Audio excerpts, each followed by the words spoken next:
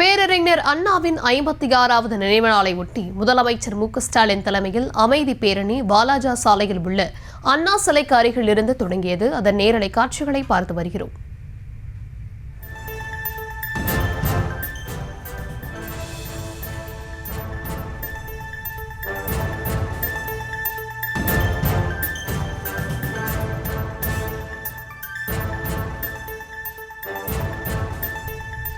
விவரங்களை தர இருக்கிறார் செய்தியாளர் பாரிகார்த்திக். விவரங்களை வழங்கலாம்.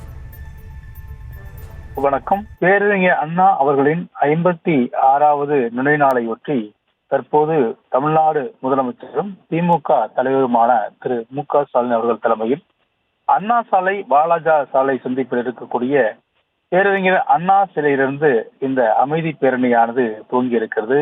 1969 இதே நாளில் பேரறிஞர் அண்ணா மறைவடைந்ததை அடுத்து ஒவ்வொரு வருடமும் திமுக சார்பில் அமைதி பேரணி நடைபெற்று வருகிறது. குறிப்பாக அண்ணா சாலையில் இருக்கக்கூடிய அண்ணா சிலையிலிருந்து துவக்கி இந்த அமைதி பேரணியானது நேரடியாக அண்ணா நினைவிடத்திற்கு சென்று அங்கு மலர் வளையம் வைத்து மரியாதை செய்வது வழக்கம். அதன் அடிப்படையிலே இந்த வருடமும் 56வது வருடமும் தற்போதும் இந்த அமைதி பேரணி துவங்கி இருக்கிறது. தொடர்ச்சியாக தமிழக அரசியலில் நீக்கமென நிறைந்திருக்கும் அண்ணாவின் பெயரை தொடர்ச்சியாக திமுக மட்டுமல்லாது திராவிடம் என்ற சொல்லை தாங்கி இருக்கக்கூடிய அனைத்து தமிழக கட்சிகள் மட்டுமல்லாமல் பல்வேறு அமைப்பை சேர்ந்தவர்களும் தொடர்ச்சியாக அண்ணா நினைவு நாளை நேரடியாக இந்த பேரணியில் கலந்து கொள்வது வழக்கம். அதே அடிப்படையில் இந்த பேரணியானது தற்போது நடைபெற்று வருகிறது. தமிழக அரசியலில் ஒரு மாற்ற முடியாத ஒரு சக்தியாகவும் அதே போல ஒரு புதிய உந்து சக்தியாகவும் இந்திய அரசியலுக்கு திகழ்ந்த பேரறிஞர் அண்ணாவின் நினைவு நாள் பேரணியானது தற்போது நடைபெற்று வருகிறது.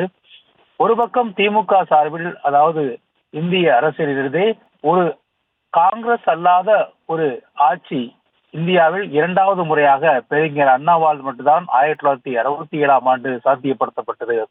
ஒட்டுமொத்த இந்தியாவையே காங்கிரஸ் ஆண்டு இருந்த நிலைமையில் காங்கிரஸை தகர்த்து ஒரு கட்சியானது இந்தியாவில் காலூன்ற முடியும் என்ற அடிப்படையில் ஒரு மிகப்பெரிய ஒரு போராட்டத்துக்கு பின் ஆட்சி 1967ஆம் ஆண்டு திமுக கையில் எடுத்தது. அதற்கு அடிப்படை காரணமாக விளங்கியது அண்ணாவினுடைய அந்த மாடர்ன் பொலிட்டிக்கல் ஸ்ட்ராட்டஜிக்ஸ் என்று சொல்லக்கூடிய அனைத்து மக்களுக்கும் சமவாய்ப்பு கிடைக்கும் என்ற அடிப்படையிலே அந்த அரசியல் சித்தாந்தம் உருவாக்கப்பட்டு அனைவருக்குமான அரசியல் அதிகாரமாக அது பகிர்ந்து கொடுக்கப்பட்டது.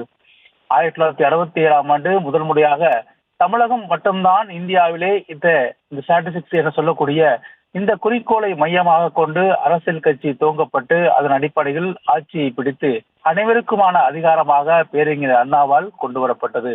குறிப்பாக அண்ணாவுடைய அரசியல் வரலாற்றில் மறக்க முடியாத இன்று தமிழ்நாடு என்று உலக அளவில் பெயர் தாங்கி இருக்கக்கூடிய இந்த பெயரை நமக்கு அளித்த மிகப்பெரிய ஒரு உந்து சக்தியாக திகழ்ந்தவர் பேரறிஞர் அண்ணா. இன்று இந்தியாவிலே தமிழ்நாடு ஒரு மாற்று அரசியல் சக்தியாகவும் அதே போல மாற்று சிந்தனை கொண்ட மக்களாகவும் இந்த மண்ணை விளங்க வைத்தவரும் பேரறிஞர் அண்ணாவினுடைய அரசியல் கொள்கைதான்.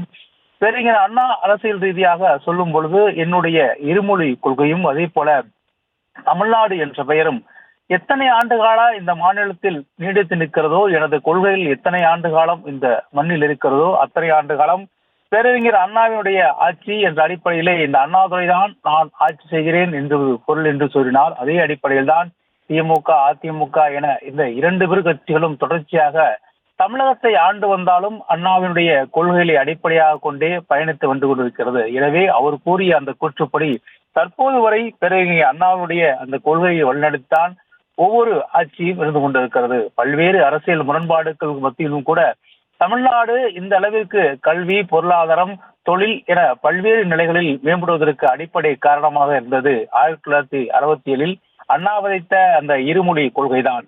இந்திய அளவில் மட்டுமல்லாமல் உலக அளவில் இன்று மென்பொருள் உள்ளிட்ட பல்வேறு நிறுவனங்கள் தமிழ்நாட்டு இளைஞர்கள் மிகப்பெரிய சாதனைக்கு வித்திட்டதும் அந்த இருமொழி கொள்கைதான். இந்தியாவிலே பல மாறுபாடுகள் கொண்டு வந்தாலும் பேரறிஞர் அண்ணாவால் 1967 ஆண்டு கொண்டு வந்த அந்த இருமொழி கொள்கையும் தொடர்ச்சியாக தமிழ்நாடு என்று தமிழ்நாட்டுக்கு பெயர் வைத்த அந்த பெருமையும், மேலும் சுயமரியாதை திருமணத்தை சட்டமாக்கியதும் இந்தியாவிலே முதன்முறையாக சுயமரியாதை திருமணத்தை சட்டமாக்கியதும் தமிழ்நாடுதான். எனவே இந்த முத்தாய்ப்பான இந்த 3 விஷயங்களையும் பேரறிஞர் அண்ணாவால் தமிழகத்தில் சாத்தியப்படுத்தப்பட்டது. அது நன்றிக்கடனாகத்தான் இதே நாளில் 1969ஆம் ஆண்டு இதே பிப்ரவரி 3ஆம் தேதி பேரறிஞர் அண்ணா நம்மை விட்டு பிரிந்த போது 1.5 கோடி மக்கள் தம் அனைவருமே இந்த அவருடைய இறுதி ஊர்வலத்தில் கலந்து கொண்டார்கள். அந்த இறுதி ஊர்வலம் சின்ன சாதனைகள் மிகப்பெரிய தற்போது வரை மீள முடியாமல் தன்னுடைய இருப்பை தக்க வைத்துக் கொண்டிருக்கிறது என்ற அடிப்படையில் அந்த கிண்ண சாதனை தற்போது வரை தொடர்ச்சியாக இருக்கிறது. பேரறிஞர் அண்ணா 1969 இதே பிப்ரவரி 3ஆம் தேதி உடல்நலை குறைவால் அவர் இறந்தார். கிட்டத்தட்ட 18 மாதம் காலம் மட்டுமே தமிழகத்தை ஆண்டார்.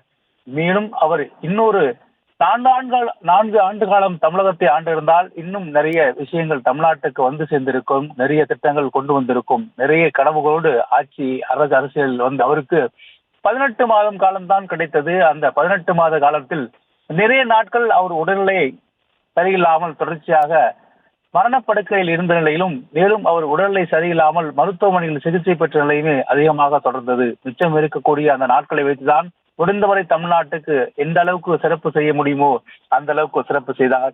அவருடைய கனவு திட்டமான ₹1 3 படி அரிசி என்ற விகிதத்தில் அவருக்கு உறுதிமொழி கொடுத்திருந்தார். அப்போதற்கு பொருளாதாரத்தில் கிட்டத்தட்ட அவர் ஆட்சி ஏற்று அந்த 18 மாதத்தில் அதை நிறைவேற்ற முடியவில்லை என்றாலும் கூட அதற்கு பின்னால் வந்த திமுக அதிமுகவினர் ₹1 1 கிலோ அரிசி போட்டார்கள். அது தொடர்ச்சியாக எப்போது இலவசமாக அரிசிகள் கொடுக்கப்படும் அளவிற்கு திராவிட கட்சிகள் அண்ணாவின் கொள்கைகளை இன்றளவுக்கும் தொடர்ச்சியாக கொண்டு வந்து கொடுக்கிறார்கள். 3 படிக்கு ₹1 என்ற விகிதம் உறுதிமொழி எடுத்த அண்ணாவின் கனவை தற்போது நினைவாற்றும் விதமாக தற்போது தமிழகம் முழுக்க இலவசமாக அரிசி வழங்கப்பட்டு வருகிறது. அது மட்டுமல்லாது அந்த இருமொழி கொள்கையின் அடிப்படையில் தான் தமிழ்நாடு இப்போதும் நீடித்துக் கொண்டிருக்கிறது. அதன் வெற்றிக்கு அடிப்படை காரணமாகவும் இருக்கிறது. பேரறிஞர் அண்ணா 1969 விவரங்களுக்கு நன்றி பாரி கார்த்திக்.